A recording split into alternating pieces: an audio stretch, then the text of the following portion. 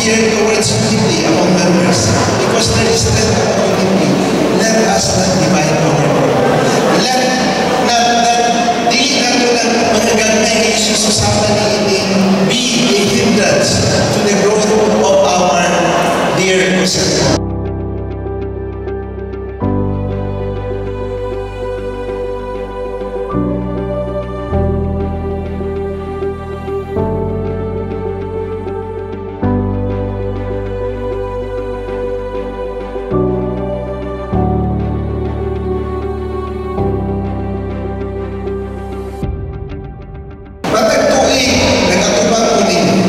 For this year, I would like to dwell on one thing.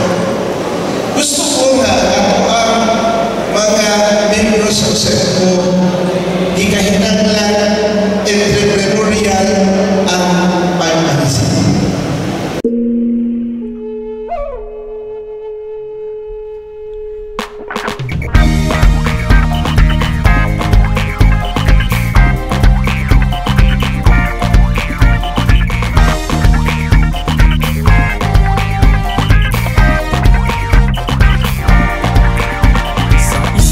Sa Mindanao, muuswag mo asenso, handak bayan gidiyan sa atong Ginoo.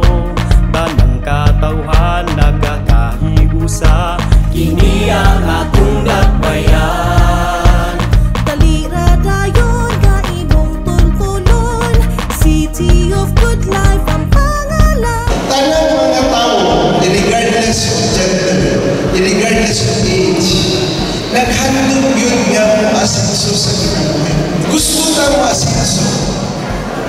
Pero, dili ta mutuo.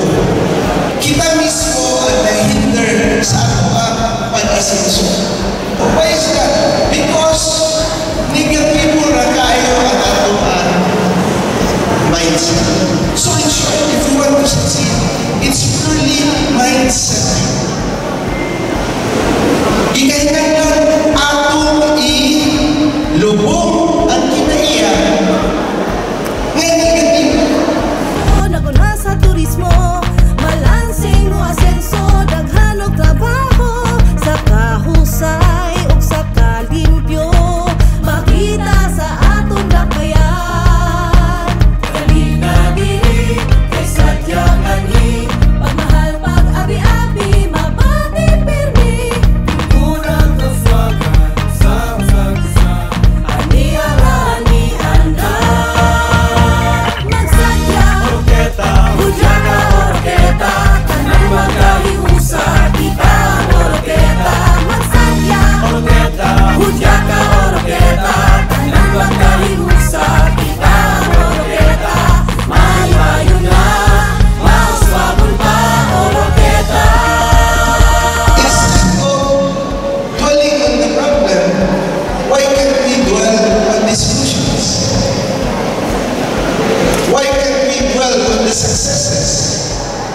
Of the achievements of OSEPCO in the last how many years, rather than dwelling on the negatives. All na ako nag-iwan karon kay I want to be successful, and we can only be successful if our Oroquetanos will be successful as well, and we can be ambassadors of success of this city.